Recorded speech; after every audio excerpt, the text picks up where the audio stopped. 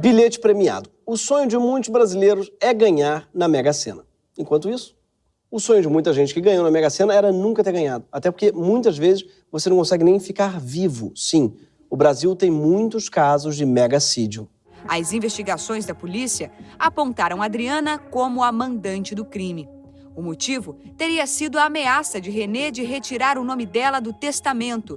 Ela ganhou a Mega Sena e morreu, foi assassinado. E o mais suspeito, ele é o segundo do grupo, era um bolão, né, que é assassinado na cidade. A sangue frio, o atirador dispara várias vezes. O milionário da Mega Sena morre ali mesmo. Coitado, teve uma morte de mímico. Vocês pensam? Não sabe. Eu gosto da maneira que o outro atira. Atira como quem benze. Sacudindo a arma. Sim, o sujeito morreu porque ganhou na Mega Sena e ganhou, depois da morte, uma Mega Sena. E se você talvez, não sabe disso, não sei se todo mundo sabe disso, mas o Brasil já ganhou na Mega Sena. Sim, não foi um brasileiro específico, não, mas o Brasil todo mesmo, como país, sim. O bilhete premiado do Brasil teve um valor estimado em 8 trilhões de dólares. Isso é equivalente a 8 vezes o nosso PIB inteiro. Isso é quase a economia do Japão todo, somada com a economia da Alemanha toda. O suficiente para a gente construir umas 1.500 universidades de primeira linha. Cada uma delas entre as melhores do mundo. Ou mais de 1 milhão de escolas equipadas com laboratórios de ciência, tecnologia e até piscina, que dariam para formar todos os estudantes do planeta. Ou ainda uns 250 mil hospitais de excelência, uns 5 para cada um dos 5 mil municípios brasileiros. A gente ganhou na Mega Sena em 2006. Sim, ano em que Vanessa da Mata lançou o hit Ai, ai, ai, ai, ai, ai, ai, ai, ai, ai, ai, ai, ai, ai, ai, que ela compôs ao pisar num pedaço de Lego. E pra quem não entendeu, ela seguia com ai, ai, ai, ai, ai, ai, ai, ai, ai, ai, ai, que ela tava dando um esporro no filho que deixou o Lego no chão. Ai, ai, ai, ai, ai, ai, ai, ai, ai. Foi nesse ano, que agora parece longínquo, 2006, que o Brasil descobriu o seu bilhete premiado, o pré-sal. Uma gigantesca camada de petróleo de 800 quilômetros de comprimento que se estende do litoral do Espírito Santo até Santa Catarina. Não confundir com o pré-púcio, que também cobre uma área bem grande. Mas, desculpe por isso. Não confundir também com o preconceito, que é uma maneira que pessoas preconceituosas chamam o preconceito delas, dizendo, não tem o preconceito, tem o pós-conceito. Não existe essa palavra, chama preconceito mesmo no português, só. Mas, enfim, quando a gente descobriu o pré-sal, a Dilma, ainda ministra da Casa Civil, disse que o lucro deveria ser investido na educação. Outras pessoas estimaram que, graças ao pré-sal, no pior dos casos, o país poderia arrecadar o suficiente para erradicar o analfabetismo e garantir a educação básica para todos os brasileiros. Isso no pior dos casos, na pior arrecadação. E o então presidente Lula disse isso daqui. Não é porque tiramos um bilhete premiado que vamos nos deslumbrar e sair por aí gastando dinheiro que ainda não temos. O pré-sal é um passaporte para o futuro e sua principal destinação deve ser a educação das novas gerações e o combate à miséria ainda existente no nosso país. Eu gosto da cara desse sujeito quando o Lula diz que não é para gastar tudo agora, não. Ele parece muita criança que ouviu. Na volta a gente compra, tá? Eu amo muito esse conceito de passaporte para o futuro. Sim, o pré-sal é um passaporte. Legal ter um passaporte para o futuro, mas quando é que expira, hein? Porque e se expirar antes de ter futuro? Se chegar lá e for deportado, pelo visto, o passaporte expirou. E a gente nunca nem conheceu esse tal futuro. Por quê? Porque o pré-sal, claro, ele tinha mesmo tudo para mudar o nosso destino, o país para sempre, mas eu não preciso nem dizer que não foi isso que aconteceu. 15 anos depois, não é só que a gente não aumentou o investimento na educação, como ele foi cortado violentamente. Nos últimos 6 anos, a educação pública perdeu 40% do seu orçamento. E o mais louco, o Brasil está tão empobrecido que nem o básico a gente consegue comprar mais, incluindo o próprio petróleo que a gente encontrou em 2006. Nos últimos 3 anos, a gasolina aumentou quase 70%. Outros derivados do petróleo também dispararam. Tipo, o gás de cozinha quase dobrou de preço. O botijão passou de cerca de R$60 para mais de R$113. O que representa quase 10% do salário mínimo. ou seja, uma tragédia para os 30 milhões de brasileiros que vivem com um salário mínimo ou menos. É muito esquisito falar um salário mínimo ou menos, já que o mínimo, por definição, é que não teria nada menos. Mas é que salário no Brasil é igual ao pé do Luan Santana. Sim, ele tem um dedo mínimo e tem um dedo menor que o mínimo. Pois é. O aumento nos combustíveis aumenta a inflação para todo mundo. Em 2021, por exemplo, o aumento da gasolina, do diesel, do gás de cozinha e do óleo lubrificante contribuíram de forma direta com quase 40% da inflação. E não, óleo lubrificante não é KY necessariamente. Sim, sei que o KY é uma paixão do brasileiro, sobretudo do exército brasileiro, mas não a ponto de gerar quase 40% da inflação. Ao contrário do Viagra, que aumenta, sim, muito a inflação dos membros do exército brasileiro. O aumento de preço dos combustíveis impacta diretamente na vida de muita gente, gerando, inclusive, uma nova moda no YouTube, que são vídeos ensinando a fazer gasolina caseira. E aí, pessoal, tudo bom com vocês? Hoje, vocês devem estar me perguntando o que eu tô fazendo com essa gordura suja. Se o título do vídeo é Como Fazer Gasolina. É isso aí, vocês vão entender agora, pessoal. Daí vai o quê? 2 porções de água para uma de óleo e uma de benzeno. O que for pôr de óleo, põe o dobro de benzeno. Sempre o dobro de benzeno. Beleza, rapaziada, no vídeo de hoje a gente vai tentar produzir a nossa própria gasolina, mano. Será que dá certo? Não sei, né, mano? Devido ao aumento, subiu muita gasolina, né? Vamos produzir a nossa própria gasolina, né? Gasolina é o novo slime. E caso você esteja pensando em fazer gasolina em casa, não tenta. Falando sério, por favor, fica na cerveja artesanal. Que, inclusive, muitas vezes tem gosto de petróleo. Precisa falar disso, tem muita IPA que funcionaria como diesel. Mas com o preço da gasolina e do gás nas alturas, o que também aumentou vertiginosamente foi o uso de lenha e de álcool para cozinhar. O álcool é muito perigoso usar em casa porque produz uma chama invisível e é comum a pessoa achar que o fogo apagou, então tem muita queimadura. O acidente geralmente ocorre na hora de alimentar o fogão com mais álcool. Um levantamento feito pela Sociedade Brasileira de Queimaduras mostrou um aumento de até 40% dos acidentes. Em alguns estados, por causa do uso de álcool na cozinha. No final do ano passado, o uso da lenha ultrapassou o gás como principal fonte de energia na casa dos brasileiros, depois de anos em queda. Sim, a gente está caminhando firme de volta para a Idade Média. A gente até tinha o passaporte para o futuro, mas ficou sem dinheiro para comprar passagem. A Idade Média dá para ir a pé. A gente fretou um buzzer. Mas com essa situação aí calamitosa, é natural que todos os olhos se voltassem para a Petrobras, a principal empresa de petróleo do Brasil. O governo de Getúlio Vargas fundou a estatal em 1953 como parte de um projeto de desenvolvimento e de industrialização do país. E ela teve por muito tempo o monopólio do mercado do petróleo. Em 97, o governo FHC sancionou uma lei que permitia a qualquer empresa privada atuar no mercado brasileiro de petróleo. Todo mundo podia fazer sua gasolina artesanal. Olha que beleza. Explorar suas próprias reservas de óleo. Só que ninguém ficou muito a fim de procurar a 7.000 metros abaixo do nível do mar. Na hora de ver cavalo marinho, vocês adoram dizer que mergulha, né? Na hora de caçar petróleo para a população, ai, o meu ouvido tá doendo. Poser. Bando de poser. Ao invés de disputar com a Petrobras, o que as pessoas passaram a fazer? Passaram a disputar a Petrobras, que deixou de ser uma estatal, então passou a ter acionistas privados, tornando uma empresa de capital misto. E chamam assim porque não tem filé mignon. Caso contrário, seria uma empresa de capital Bauru. Em 2010, no final do governo Lula, a Petrobras fez a capitalização mais alta que uma empresa já tinha feito em toda a história do mundo. Entraram mais 70 bilhões de dólares de investidores. Mas o Estado continuou sendo o maior acionista. Mais de 1/3 da Petrobras pertence a todos nós, brasileiros. Sim, você é sócio da Petrobras e essa é a parte boa. A parte ruim é que você tem sociedade com o goleiro Bruno, Mamãe Falei e Sérgio Malandro. Mas se a Petrobras é em grande parte do povo, e se a gente tem uma reserva gigante de petróleo, como é que é possível que o povo esteja hoje pagando tão caro pela gasolina? Você certamente já deve ter ouvido essa explicação aqui.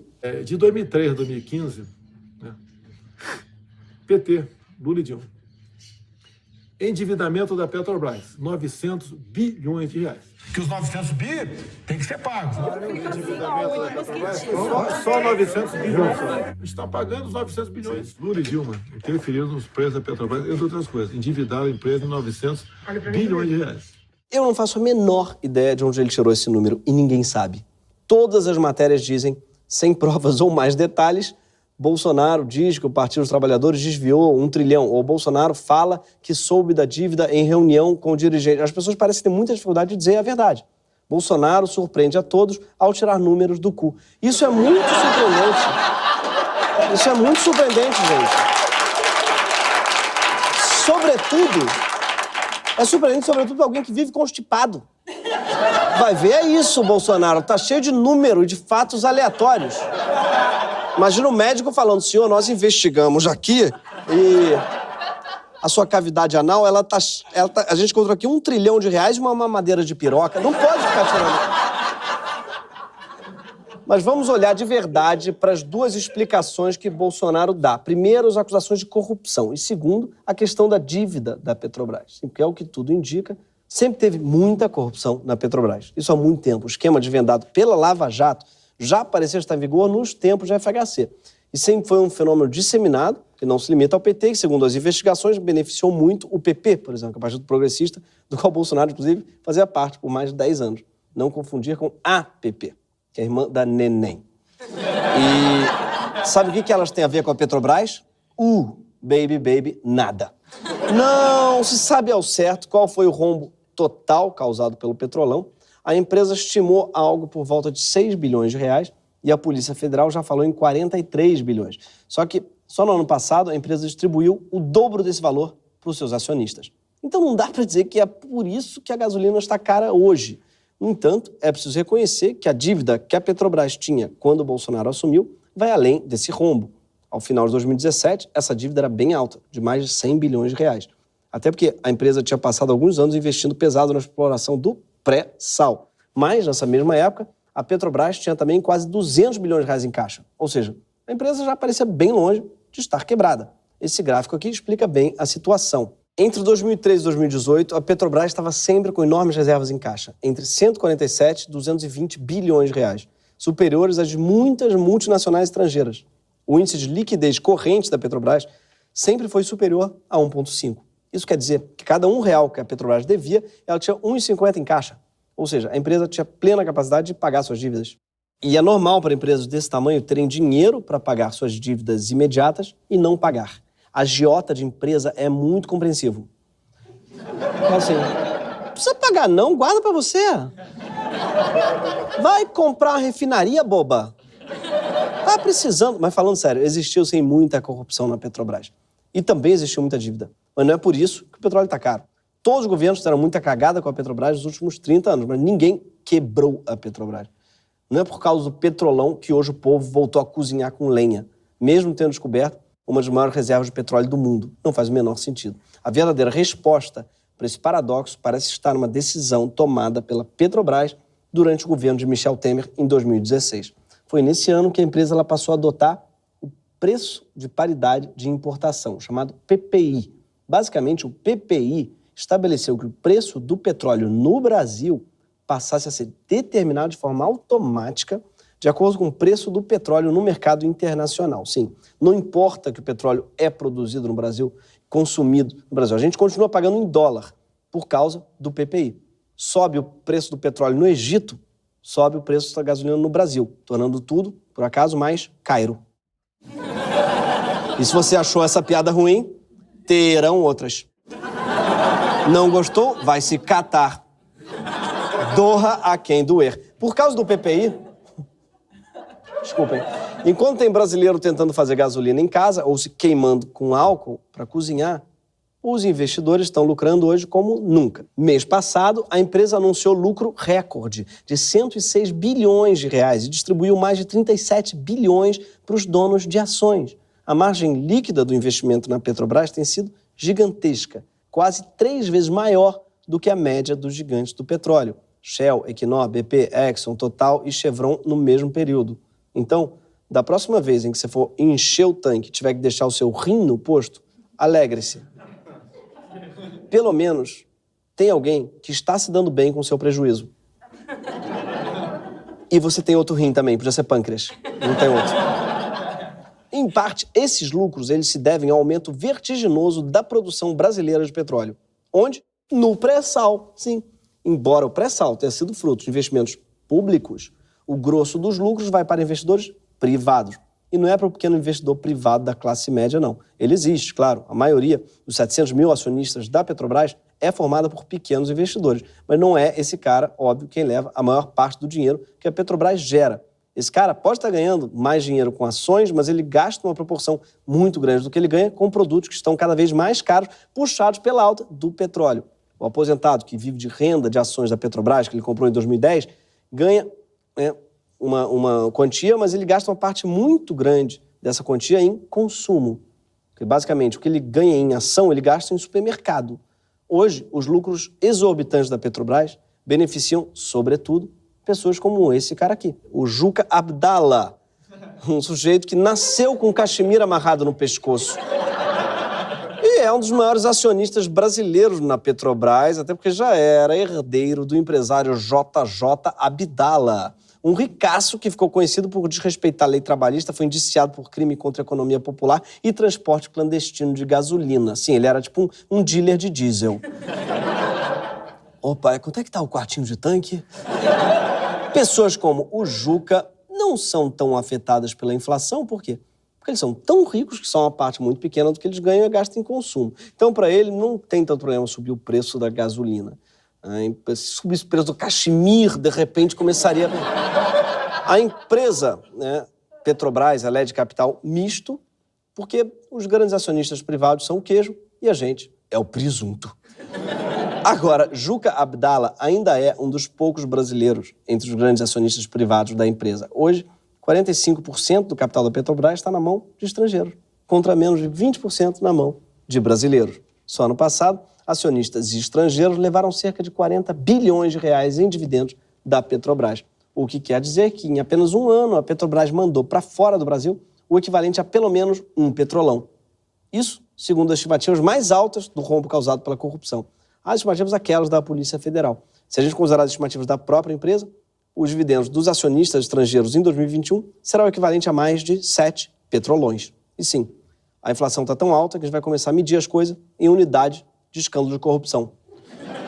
Quanto é que tá o pão de queijo? Aqui tá 1 petrolão, 3 mensalim. Opa! Aceita a rachadinha? Não, tá rachadinha. Mas como você deve lembrar, o Estado ainda é dono de boa parte da Petrobras, portanto, parte desses lucros bilionários deveria voltar pra gente, né? Só que essa grana não é aplicada naquele tão falado passaporte para o futuro. E não pode ser. Por quê? Culpa de quem? Do Temer também. Por causa da lei do teto de gastos, também aprovada no governo dele, os lucros da Petrobras não podem ser revertidos em mais investimentos na saúde e na educação e acabam sendo usados mais para outras coisas, como para quitar a dívida pública. Em outras palavras, aquela história de investir nas gerações futuras de um jeito que a gente nunca tinha visto antes, isso hoje é proibido por lei. Porque o teto de gastos define que a gente só pode investir em educação a mesma coisa que a gente já investiu em 2016, mesmo que a gente esteja rico com dinheiro do petróleo vendido em dólar. O mesmo vale não só para o lucro da Petrobras, mas também para os royalties do petróleo, que são pagos para municípios, estados e a União. O que prova que Vanessa da Mata tinha razão.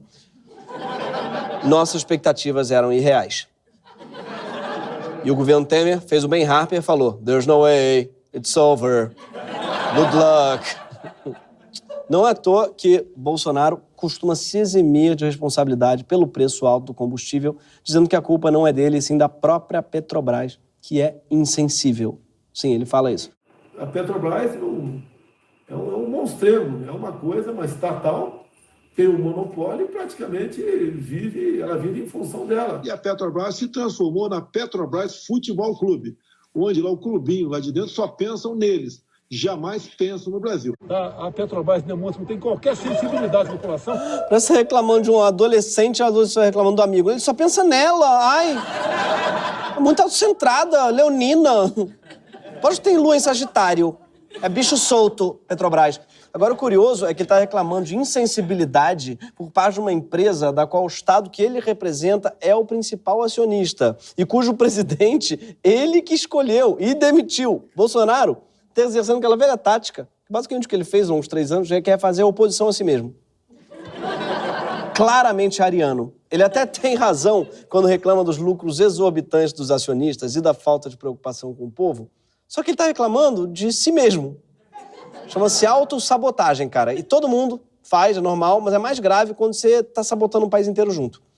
Quando ele assumiu, Bolsonaro indicou para a presidência da empresa o economista Roberto Castelo Branco. Em 2021, irritado com o aumento da gasolina, causado pela alta do dólar, por sua vez causado por uma gestão horrível da economia no seu governo, Bolsonaro demitiu o Castelo Branco. Depois, Bolsonaro indicou um general para a presidência da Petrobras, foi Silva Luna. Mas não adianta ser general, ter braço forte, mão amiga, Viagra pago pelo governo. Essa gestão da economia é um horror. E o dólar continua subindo. O preço da gasolina não caiu. Até porque o PPI não deixa. E nesse mês de abril, de novo, Bolsonaro interveio na Petrobras, demitindo mais um presidente. Na ocasião, Bolsonaro disse que Silva Luna lá era pouco profissional.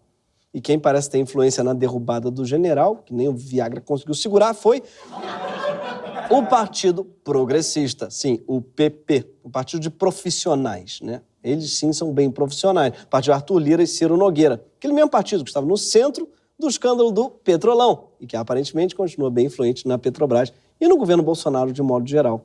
Depois de demitir Silva e Luna, Bolsonaro meio que deu na cara e indicou para a presidência da empresa um consultor chamado Adriano Pires, para a presidência do conselho, o Rodolfo Landim. Sim, ele mesmo, presidente do Flamengo. A ideia era o Landim acumular os 2 cargos. Deve ser porque o Bolsonaro diz que é Petrobras Futebol Clube, então ele entende. Imagina tocar uma instituição crucial para a vida do país, que está sempre cercada de escândalos, em crise permanente e, ao mesmo tempo, comandar a Petrobras. Não dá, gente. Tem que escolher.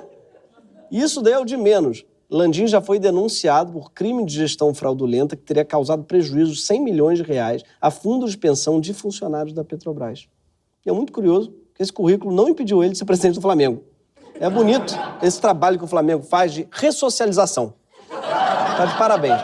Mas o conselho da Petrobras acabou não curtindo muito esse currículo dele, não. Bolsonaro acabou indicando o José Mauro Coelho, mais um ex-militar. No meio dessa confusão toda, Bolsonaro já tem uma solução para resolver o problema que ele mesmo criou. É uma estatal que, com todo respeito, só me dá dor de cabeça. Nós vamos partir uma maneira de nós quebrarmos mais monopólio. Tá? Quem sabe até botar no radar da privatização. É curioso que numa rápida busca por Bolsonaro mais dor de cabeça, você encontra 1000 ocorrências, entre elas, falta d'água vai me dar dor de cabeça e usar máscaras causa dor de cabeça. E fiquei pensando que talvez Bolsonaro apenas tenha dor de cabeça. E talvez por isso esteja querendo privatizar a nossa estatal mais estratégica quando ele podia tomar dipirona e resolver. Mas não é exatamente por causa da dor de cabeça que Bolsonaro diz que quer privatizar a Petrobras. É mais porque ele odeia ter responsabilidade sobre algo. Ele quer poder dizer que ele não pode fazer nada. Só que hoje ele pode. Para começar, ele pode fazer o trabalho dele, mínimo, que inclui defender os interesses do maior acionista da Petrobras, que ainda é o povo brasileiro. E tem 1000 maneiras de fazer isso, incluindo rever a decisão que foi tomada em 2016, de deixar o preço doméstico do petróleo flutuar dessa forma insustentável e louca. Um estudo da FRJ já simulou os impactos financeiros, você reduzir o preço dos combustíveis e do gás de cozinha na ponta, tá? Com uma redução de 20%, a Petrobras continuaria com um lucro líquido estimado de mais 45 bilhões e uma margem líquida de quase 12%, um valor ainda superior à margem líquida média das gigantes petroleiras americanas. E essa medida já salvaria a vida de muita gente. Mas Bolsonaro não deveria parar por aí, não. Aqui, vale a gente lembrar que o petróleo que está debaixo do chão não pertence ao PP, nem ao PT, nem ao Exército, nem aos lobistas, nem aos investidores estrangeiros, pertence ao Brasil. Para falar a verdade, o mais prudente é que não fosse nem tirado do solo para não ser queimado e virar fumaça que vai causar tragédia na vida de quem está aqui em cima do chão e os nossos filhos, netos e tataranetos. Se é para tirar, o mínimo que se espera é que seja de um jeito que vai reverter uma melhora de verdade na vida do país inteiro. Que afinal é o dono do óleo. Agora, se já é para enriquecer, né, quem já está rico, enquanto o povo cozinha com álcool e o governo reduz todos os orçamentos que importam, da educação à saúde, passando pela ciência, aí é melhor não explorar nada. Melhor fechar as portas do Petrobras, desliga as bombas, afunda as plataformas, deixa o petróleo lá embaixo, bem longe do alcance dessa gente. Mas se a gente não quiser fazer isso, se a gente quiser realmente resgatar o nosso bilhete premiado, existem algumas formas de fazer isso. Para começar, Bolsonaro poderia seguir o exemplo do rei da Noruega, o Olaf IV, e morrer. Sim, ele morreu outro dia. Não, falando sério. A Noruega, que é um país cheio de petróleo, ela deposita toda a grana arrecadada com esse recurso num fundo soberano, que é uma espécie de conta bancária que não pertence ao governo, pertence à nação. O dinheiro do fundo soberano só pode ser usado para projetos estratégicos de longo prazo, por exemplo, para financiar uma revolução na educação, ou para proteger a economia dos efeitos nefastos da flutuação no preço do petróleo, ou para investir na transição energética do país, para construir ferrovias, por exemplo, para o preço da nossa comida não depender tanto do óleo diesel. Mas não só, para investir em energia eólica, hidrelétrica, solar, voltar a fomentar os biocombustíveis, como o etanol, porque um dia o petróleo acaba. E se a gente não estiver preparado, a gente chega no fundo do poço. Se a gente quiser resgatar o nosso bilhete premiado, a gente vai precisar prender e condenar a viúva que assassinou o ganhador da Mega Sena. É meio inacreditável que, 15 anos atrás, a grande discussão do Brasil fosse sobre o destino que a gente, como nação, queria dar para os royalties do petróleo. Né? Vocês lembram? A grande discussão era com quem que ia ficar, com os estados produtores ou com a União? Será que vai ser investido em educação ou em infraestrutura? Esse era o debate. E agora a gente está debatendo se é melhor voltar a cozinhar com lenha ou com álcool. A única questão relevante aqui sempre foi, e deveria continuar sendo, o que a gente vai fazer com esse prêmio da Mega Sena para ter certeza de que nossos filhos e netos não vão herdar só as piores consequências da queima do petróleo? Que isso eles já vão herdar. O que a gente precisa garantir agora é que eles herdem também as consequências positivas de a gente ter encontrado petróleo no chão. Porque também não é verdade que o petróleo seja um passaporte para o futuro, mas ele poderia ser um jeito da gente reparar alguns dos nossos grandes erros do passado. Esse foi o Greg News.